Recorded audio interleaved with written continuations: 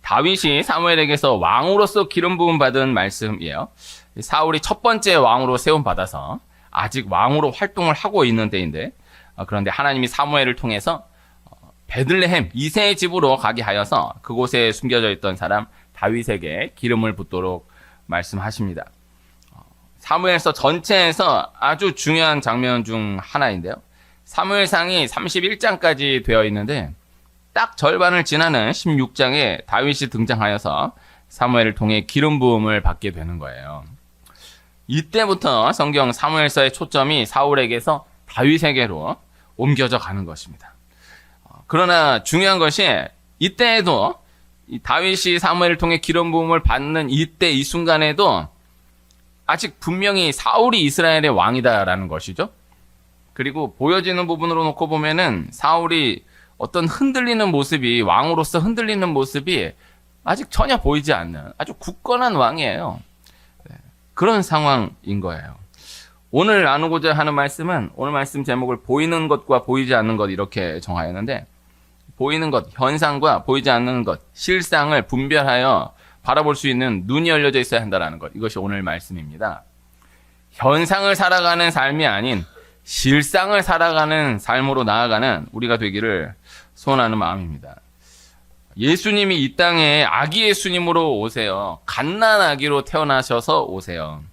그런데 그때 동방으로부터 박사들이 예루살렘에 있는 헤롯 왕에게 와서 유대인의 왕으로 나시니가 어디 계시냐 이렇게 묻는 거예요. 동방에서 박사들은 별을 보고 따라왔거든요. 그 별을 보고 따라왔는데 그 별이 베들레헴에 멈추는데 베들레헴으로 멈추기 전 그 정도로 오니까 예루살렘인 것으로 넘겨짚고 헤롯에게 가서 유대인의 왕으로 오신 이가 어디 계시냐 이렇게 묻는 거예요. 그냥 그대로 따라가서 베들레헴으로 갔으면 바로 예수님, 아기 예수님 만나서 경배하는 건데 베들레헴 한 10km 정도 떨어져 있는데 그 정도 오니까 베들레헴이라는 생각은 전혀 못하고 예루살렘이구나 하고 넘겨짚고 예루살렘 가가지고 헤롯 왕에게 유대인의 왕으로 나신 이가 어디 계시냐 이렇게 물은 거예요. 하나님의 섭리고 하나님의 역사하심 안에 있는 이야기지만은 그 내용만 놓고 보면 동방에서의 박사들이 헤롯을 괜히 건드려 버려가지고 이 헤롯이 좀 대노하는 그러한 일이 일어나게 된 것입니다. 헤롯이 기가 막히지 않겠습니까? 자기가 유대인의 왕으로, 유대 왕으로 지금 뽀져하게 앉아 있는데 거기서 동방에서 박사들이 찾아와가지고 유대인의 왕으로 나시니가 어디 계시냐 이렇게 물으니까, 그래서 헤롯이 그때를 기준하여서 2살부터 그 아래로 남자아이를 다 죽이도록 명령하는 거예요. 예수님은 요셉의 꿈을 통해서 애굽으로 피하여 그 죽음을 피했지만은 이스라엘에 너무나 큰 슬픔이 있게 되었던 것이죠. 중요한 것은 이것이 물론 이제 잘못된 것이고 너무 마음 아픈 일이고 또 이 이야기 안으로 들어가서 생각을 해보면 참 이해하기 어려운 일이기도 하지만 아무 죄 없는 2살 아래의 남자아이들이 다 죽었으니까 참 함부로 이야기하기 어려운 너무 마음 아픈 일이에요.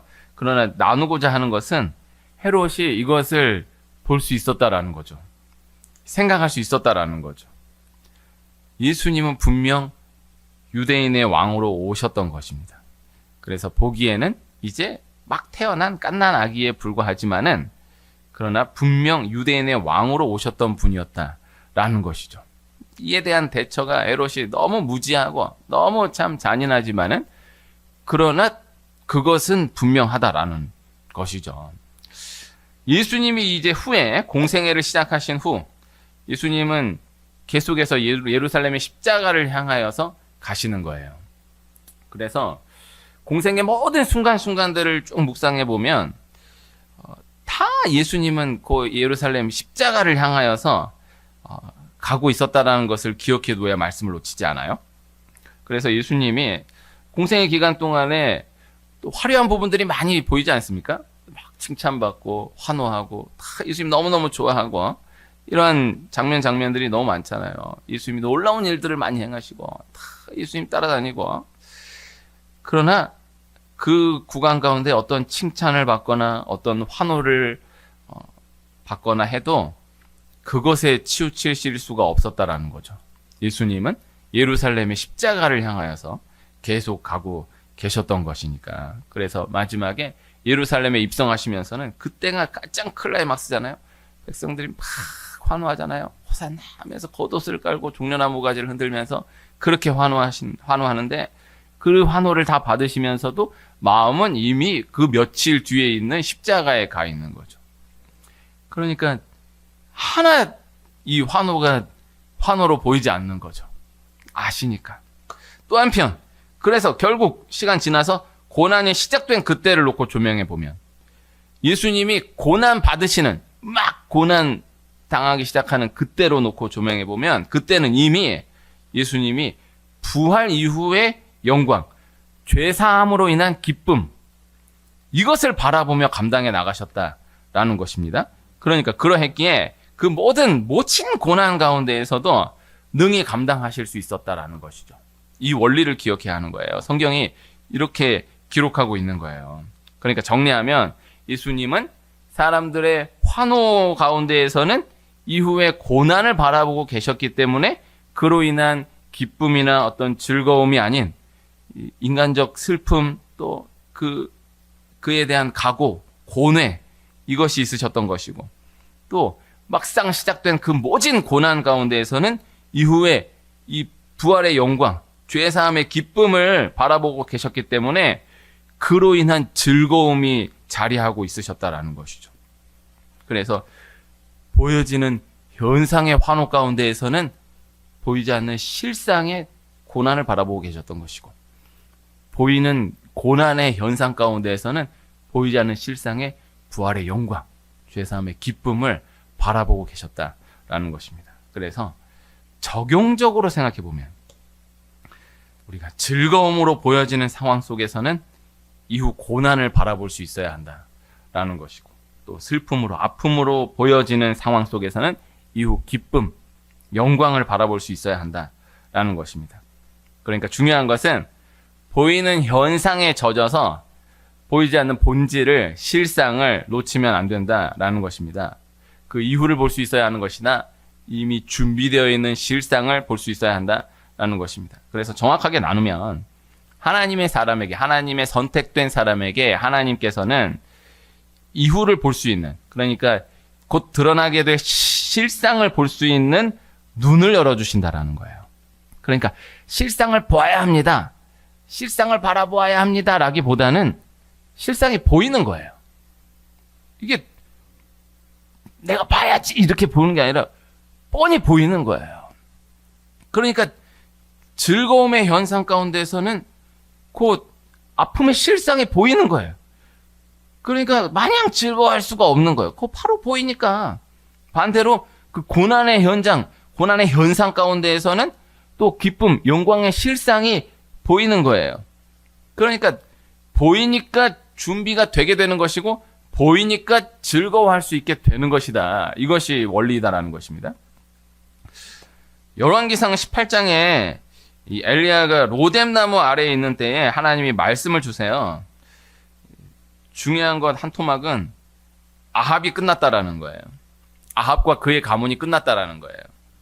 이 아합이 회개할 줄 알았던 아합이 궁으로 들어가서 이세벨과 이야기하더니 뭐 온데간데 없고 이세벨을 통해서 엘리야가 죽는다라는 이야기를 듣고 엘리야가 완전히 낙심에 빠지는데 그런데 하나님이 그때 위로하시면서 주신 말씀 가운데 하나가 아합이 이미 끝났다. 아합과 그의 가문이 이미 끝났다. 이렇게 말씀을 주시는 거예요. 이게 열왕기상 18장이거든요. 그때 이미 하나님이 그 시제로 놓고 봐도 끝날 것이다도 아니고 끝났다. 이렇게 말씀을 주시는데 그러나 주신 말씀의 성취는 열왕기하 10장에 가서야 넘어서야 드러나게 되는 거죠. 성경 이와 같은 원리의 말씀들이 계속해서 반복해서 이어져 가는 것을 볼 수가 있는 것입니다. 그러니까 열왕기상 18장의 말씀은 이미 주셨어요. 그러나 이것이 드러나는 것은 열왕기하 10장이 넘어서인 거예요. 그러니까 10장이 훨씬 넘는 분량이 지나야 하는 거예요. 그 사이에 뭐 별의별 일들이 다 있어요. 네, 뭐 아합은 또 아합인데 이세벨은 전혀 죽을 것처럼 보이지 않아요. 이세벨은 남편이 죽어도 전혀 낙심하지 않아요. 네. 이세벨을 본받아야 돼요. 네. 요만큼도 흔들리지 않아요. 그런데 딱 때가 되니까 하나님 그대로 말씀하신 그대로 그대로 딱 끝나게 하시는 거예요. 오늘 말씀에 다윗이 사무엘상 16장의 왕으로서 기름 부음을 받지 않습니까? 그러나 이제 실제 다윗이 통일 이스라엘의 왕으로 온전히 세워지게 되는 것은 사무엘 하 5장이 넘어서인 거죠. 20장이 넘는 분량이 지나야 돼요. 얼마나 참 기가 막힙니까? 사무엘상 16장에 이미 다윗이 기름 부음 받고 여호와의 영에 크게 감동되었다. 딱 시작이 되었다라고 선포하는데, 그러나 진짜 보이는 현상으로서의 왕은 20장 넘는 분량 지나야 되고 20년이 또 기간으로 놓고 봐도 20년이 훨씬 넘는 시간이 또 지나야 하는 거예요. 이 다윗이 기름 부음을 받고 왕으로 실제 세워지기까지 그 과정 가운데 몇 가지를 생각해 보면은, 우선 가장 중요한 유명한 이야기가 골리앗이 40일 넘게 이스라엘의 싸움을 청하여 아주 막말을 쏟아내면서 덤벼온 그때에 사울이 아닌 다윗이 나서서 승리하는 거죠.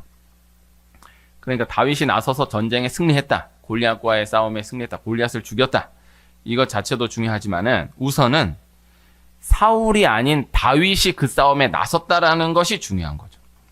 이게 구속사적으로 놓고 보면은 마귀를 멸하신 예수 그리스도를 예표하여 말씀하신 말씀이지만은 그 상황 가운데에서도 다윗이 이미 기름 부음 받은 왕이다라는 것을 증거하는 말씀인 것입니다. 사무엘상 17장이 다윗과 골리앗 이야기예요. 혹시 되면은 이 정도는 좀 외워두면 좋아요. 사무엘상 16장에 기름 부음 받고 17장에 골리앗과 싸워 이긴다고. 이 순서를 기억해야 돼. 골리앗과 싸워 이긴 다음에 기름 부음 받은 게 아니고 기름 부음 받은 그 상황에서 골리앗과 싸워 승리한 거야. 이게 중요한 거예요. 그러니까 이미 기름 부음 받은 사람이에요. 다윗은 기름 부음 받아버렸어. 그 신분을 가지고 골리앗과 싸워 승리한 거예요. 그러니까 보이는 현상 가운데에서는 다윗은 그냥 목동에 불과하고 전쟁에 형들에게 도시락 갖다 주러 온 소년에 불과한데, 그러나 이미 실상으로는 다윗이 이스라엘의 왕으로서 골리앗과 싸움에 임했다라는 거죠. 이것을 기억해야 한다라는 거예요. 중요한 거거든요. 그래서 거기서 이미 왕으로서 데뷔전을 치른 거예요. 안 보여. 현상 가운데 전혀 안 보여. 다윗이 기름 부음 받은 거를 아는 사람이 몇 명 없어요. 사울은 기름 부음 받은 때 이 사울의 이 피택, 피선, 또 즉위하는 그 과정 이야기를 너무나 상세하게 하나하나 밟아가면서 다루는 것을 볼 수 있어요. 온 백성이 즐거워하면서 이 사울의 왕으로서 선택을 받아서 이 즉위하기까지의 모든 과정을 함께 하는 거예요. 그런데 다윗은 기름 부음 받을 때 일단 기름 부음을, 그 아버지 이새도 기름 부음을 받는 자기 아들 가운데 다윗은 아예 제껴놨었고, 아무도 아니라 그러니까는 더 없냐라고 하니까 그제서야 양을 지키는 막내가 있다고 해서 데려와가지고 기름 부음을 받는데, 그러니까는 누가 있습니까? 그 아버지 이새하고 이미 아니라고 한 형들 몇 명 있을 거고, 그리고 자기 기름 부음은 사무엘 끝이에요. 얼마나 뭐라고 표현해야 돼요? 네, 얼마나 애들 장난 같아요, 그게. 네? 사울의 기름 부음 받는 그 장면하고는 전혀 다르다고요. 그러나 기름 부음 받은 건 기름 부음 받은 거예요. 그 이새는 또 거기에서 내 아들 다윗이 기름 부음 받았구나, 내가 몰라봤다, 이러지도 않아요. 또 기름 부음 받고도 또 똑같이 양치로 보내고 똑같이 형들에게 심부름 시키고, 이걸 전혀 실감을 못해요. 그러나 그래도 중요한 거는 그 기름 부음 받은 그 신분으로 골리앗과의 싸움에 나서서 승리했다라는 것이죠. 하나님이 그렇게 증거되게 하시는 거예요.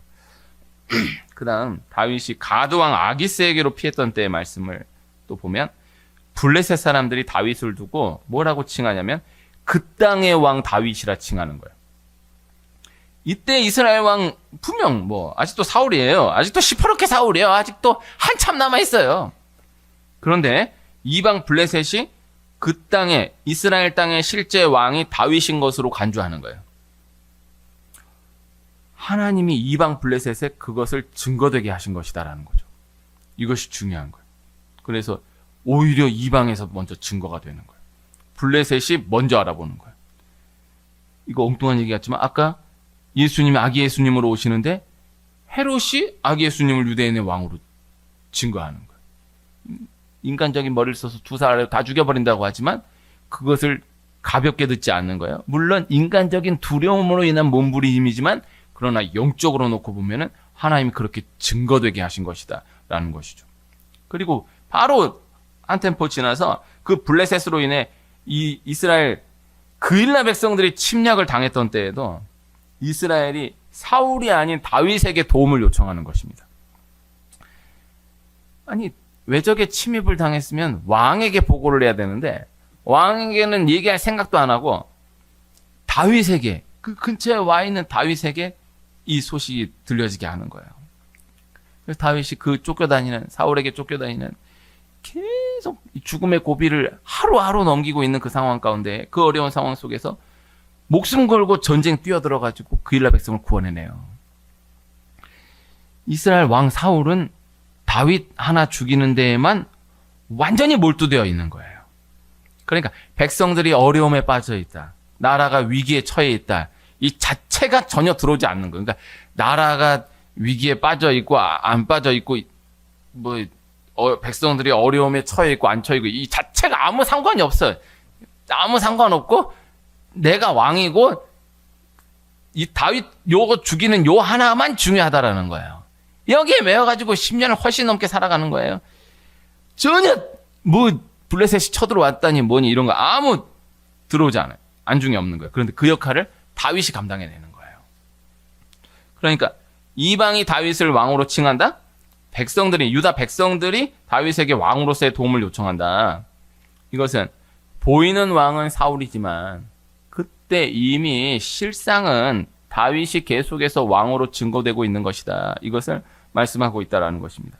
이 원리를 볼 수 있어야 한다라는 것이고요. 이 원리를 우리가 늘 몸으로 기억하며 나아갈 수 있어야 한다라는 것입니다. 그러니까 보이는 상황은 사울이에요. 보이는 현상은 사울이에요. 그러나 보이지 않는 상황, 실상은 다윗인 거예요. 그러니까 내 삶에 보이는 현상 가운데에는 아직 사울이 왕일 수 있어요. 그러나 내 삶에 보이지 않는 실상 가운데에 이미 분명 다윗이 기름 부음 받은 왕으로서 증거되어 시작이 되어 있다라고 한다면 결국 드러나게 되어 있는 것이다 라는 것입니다. 이것을 볼 수 있어야 한다라는 것입니다. 그래서 다시 적용적으로 보이는 상황은 너무 좋아. 보이는 상황은 너무 안전하고 아주 탄탄해요. 그러나 보이지 않는 상황, 보이지 않는 실상의 상황이 영적으로 끊어져 있어요. 이것은 반드시 결국 이렇게 된다, 이렇게 될 것이다, 이렇게 이야기할 것도 없이 그저 시간이 지나면 그 끊어져 있는 실상이 자연히 현상으로 드러나게 되어 있다. 이 원리를 기억해야 한다는 것입니다. 그래서 반대로 보이는 상황은 부정적이에요.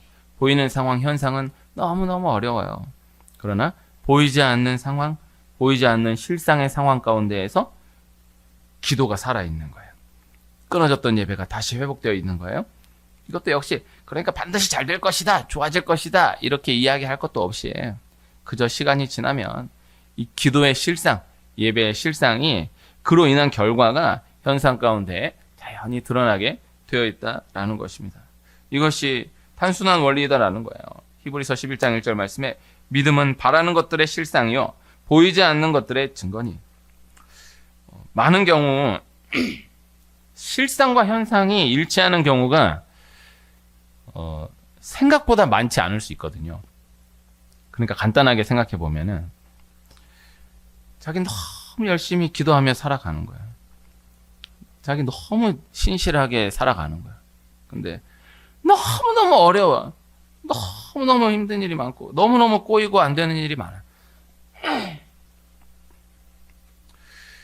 그럼 이제 자기도 저는 왜 이렇게 열심히 기도하며 신실하게 살아가는데도 이렇게 어려울까요? 또 저 사람은 저렇게 신실하게 열심히 살아가는데도 왜 저럴까? 이거 오해 없이 들으시기를 바라면서, 다 그렇게 연결지어 이야기할 수는 없지만은 많은 경우에 원리가, 그분 그렇게 신실하게 열심히 기도하며 신실하게 살아가지만 그 얼마 전 구간에 완전히 널브러져 있었을 수 있어요.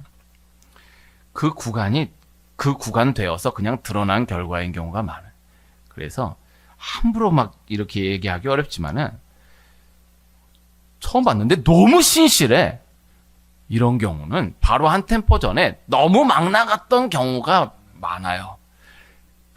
그래서 또 그러면은 진짜 만약에 그런 경우라고 하면은 그냥 회개하고, 이제부터 하나님 붙들고 열심히 잘 살아야지 하고 이렇게 갈 생각을 해야지, 빨리 이걸 뒤집어가지고 내가 완전히 회복해가지고 저놈들 코를 납작하게 해주고 뭐 이렇게 나아가려고 하면은 진짜 피곤해져, 힘들어져. 그냥 내가 생각해도 내가 너무 막 나갔다, 내가 너무 널브러져 있었다라고 한다면 그냥 그것이 자연히 드러나게 돼. 이거를 틀어 막아가지고 없애려고 하면 안 돼. 이걸 그냥 가만히 두고, 난 다시 해나간다. 시몬하고 레위가 완전히 저주로 끝나버리는 거예요. 레위가 거기서부터 다시 하나님 붙들고 멀리 바라보고 한 걸음 한 걸음 해나가요. 그 레위 지파가 제사장의 축복을 받아요. 시몬은 빨리 어떻게 해보려고 했다가 안 되니까 완전히 널브러져 버린 거예요. 더 막 나가버리는 거예요. 그러니까 더 막 나가는 결과가 드러나는 거예요. 그래서 그게 맞으면 그냥 멀리 보고, 지금 다시 하나님 기회 주시니 감사하고 또 이렇게 기도를 쌓아갈 수 있다는 게 감사하다 하고 한 걸음 한 걸음 천천히 나아갈 생각을 해야지, 이거를 나는 왜 이렇게 열심히 기도하는데 왜 이렇게 안 될까요? 안 풀릴까요? 그거 말하기 어려워요. 네. 한 걸 생각해야지. 그렇게 하면 안 돼. 그냥 살려주신 걸 감사하게 여기고 그냥 멀리 바라보면 하나하나 또 감당해 나가는 거야. 반대로 너무 막 사는데 그저 잘 되는 경우도, 이것도 역시 함부로 단정 지을 수 없지만은 많은 경우가 벌어놓은 것이 있을 수 있어요. 그 사람은 막 살아, 그 사람은 막 하는데 그 부모가 쌓아놓은 게 너무 고귀해.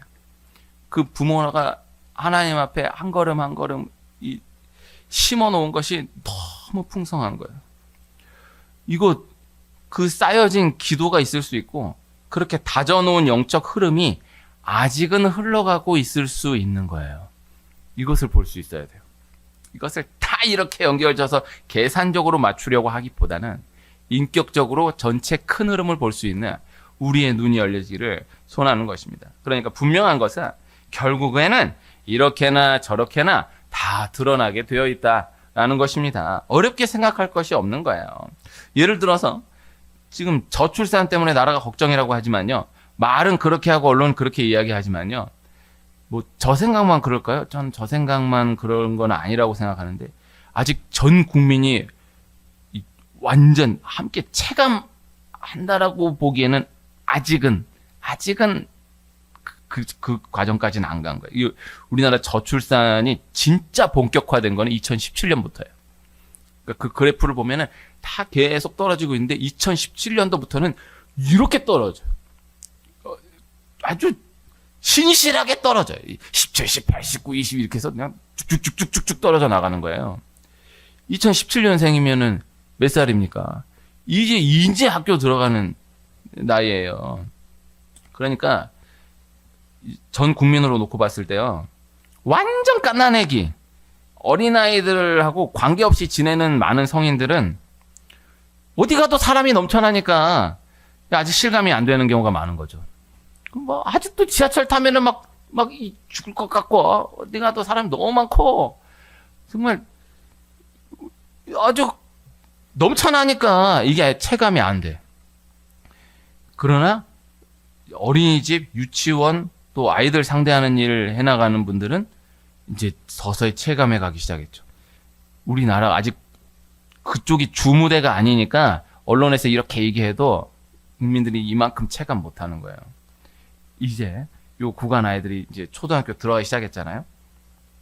이제 이제 봐봐요. 이제 내년, 내후년, 또 그 다음.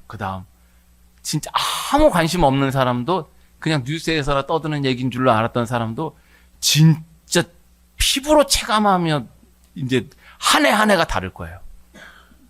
이제 대학 한 해 한 해가 다를 거예요. 지금 많은 대학의 교수님들이 전부 앵벌이 하고 있어. 저 고등학교 가가지고 세상 교수님들이 가가지고 우리 학교 들어만 오라고 다 보장해 주겠다고 쉽지 않아요. 이게 모르는 사람이나 뭐 교수들은 맨날 니들이 뭐 아냐 이러지. 그렇지 않아요. 현장에 가면 진짜 힘들어. 쉽지 않아. 이걸 틀어막고 있는 거예요, 다. 이제 틀어막고 있는데 이제 진짜 얼마 안 남았어. 이거는 그러니까 부동산이나 주식이나 이런 거는 예측이 어려워요. 이게 갑자기 또 변수가 일어날 수 있어. 근데 인구는 너무 분명해. 갑자기 하늘에서 애들이 막 떨어지는 게 아니니까 너무 분명해. 이 흐름이 그냥 이렇게 어렵게 예측할 게 없어. 그냥 그대로 흘러가는 거예요. 그대로 드러나게 되는 거예요. 우리나라에 1907년도 대부흥이 있었는데 이것도 너무 귀하지만은 또 사실 실제적 역사적으로야 1907년도 이 성령 대부흥이 귀하지만 실제적으로는 60, 70년대 부흥이 참 컸던 것입니다. 60년대, 70년대에 아직도 60년대, 70년대 부흥한 그 그래프로 살아요. 이걸 못 넘어요. 그때 지금은 완전히 떨어졌고 하여튼 그때 우리나라 기독교 인구 비율이 얼만큼이다가 그때 50년 전 그거 가지고 지금까지 이거다 이러고 있는 거거든요. 그땐 진짜 부흥했어요. 근데 그 부흥은 분명한 것이 50년대 전쟁 고아들을 비롯한 아이들의 부흥이 있었던 거예요. 그러니까 50년대에 이미 부흥이 있었어요. 전쟁이 끝나고 그 아이들로 인한 부흥. 그래서 교회마다 아이들이 넘쳐나는 그 부흥이 있었던 거예요. 근데 그 아이들이 시간 지나서 성인이 되면서 60년대, 70년대 그 부흥이 그 아이들이 자람으로 인해 드러난 부흥인 거예요. 그러니까 실제 부흥은 50년대 부흥이에요. 60년대, 70년대 부흥이 실제 부흥이 아니에요. 50년대 이미 일어난 부흥인데 애들 늘어났다고 이거 부흥으로 안 보는 거죠. 걔네들이 크니까 이게 드러나니까 이게 부흥이다라고 보는 거예요. 이것을 기억해야 돼요. 그래서 긍정적으로든 부정적으로든 심겨진 것은 그대로 드러나게 되어 있다라는 것입니다. 심겨진 것은 반드시 시간을 필요로 합니다. 그러나 분명히 결국 드러나게 되어 있다라는 거예요. 그래서 자꾸 수를 쓰며 나아가는 흐름은 안타까운 것이다. 큰 흐름을 볼 수 있어야 한다라는 것입니다. 단순한 거예요. 그래서 결국 심겨진 그대로 드러나게 되어 있다라는 것입니다. 오늘 말씀, 단순한 말씀. 본질을 볼 수 있어야 한다라는 것, 실상을 볼 수 있어야 한다라는 것입니다. 결국 실상이 현상으로 드러나게 되어 있는 것이다 라는 거예요. 그래서 믿음의 사람은 약속이 주어지는 그때를 주 시각으로 바라보며 살아가는 거예요. 약속이 드러나는 때, 약속이 성취되는 때를 크게 보지 않고 약속이 주어진 그때, 약속이 심겨진 그때, 이미 그때 드러나게 될 것을 믿고 바로 이게 아니라 그게 보이는 거예요. 이게 보이는구나. 그 다음에 이게 보이는구나. 사무엘서는 사무엘의 탄생으로 시작된 책인데, 근데 사무엘상 25장에 사무엘이 죽어요. 근데 사무엘상이 31장까지 되어 있고 사무엘하가 24장까지 되어 있거든요.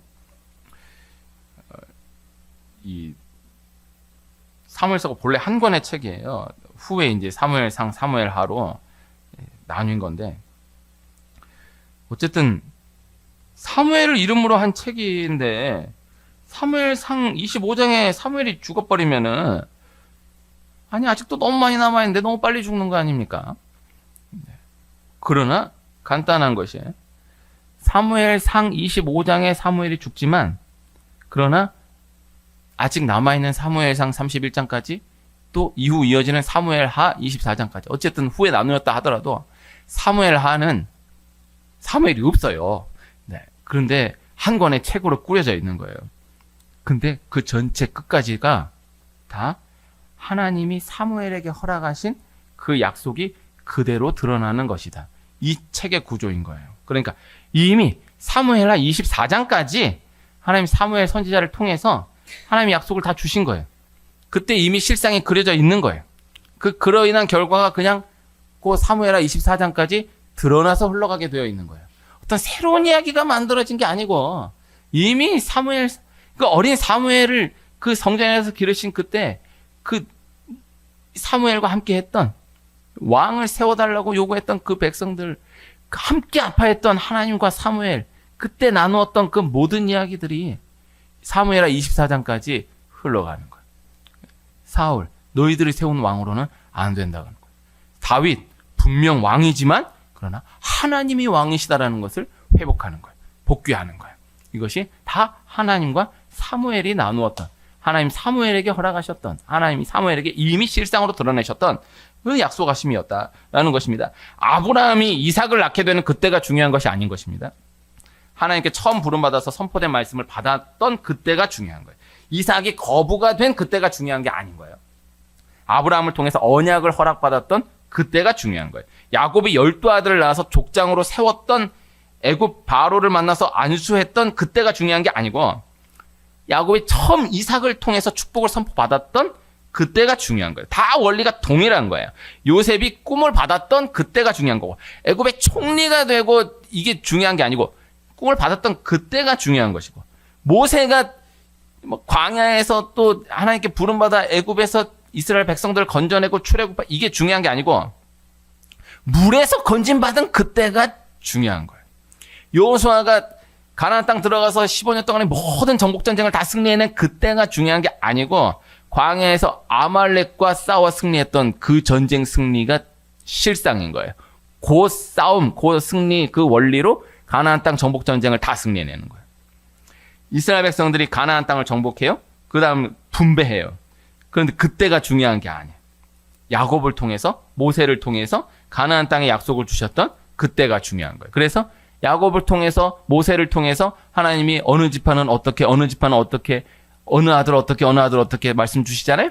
그대로 그거 기준으로 해서 가나안 땅 정복해서 분배가 그걸 설계로 해서 다 분배되는 거예요. 그러니까 이미 그때 이루어진 것이죠. 이것을 기억해야 하는 것입니다. 복 있는 사람은 악인들의 꾀를 따르지 아니하며 죄인들의 길에 서지 아니하며 오만한 자들의 자리에 앉지 아니하고. 시편 1편 1절 말씀. 그래서 악인들의 꾀를 따르지 않고 있다라는 것이 실상, 죄인들의 길에 서지 않고 있다라는 것이 실상, 오만한 자들의 자리에 앉지 않고 있다라는 것이 실상. 그래서 실상은 반드시 현상으로 드러나게 되어 있다. 분명한 믿음의 말씀이기도 하지만은 단순한 원리의 말씀임을 실제로 기억하며 또 한 번을 묵묵히 심고 나아가는 그 가운데 그 드러나는 증거를 계속해서 목도하며 이어나가는 축복이 있기를 축원합니다.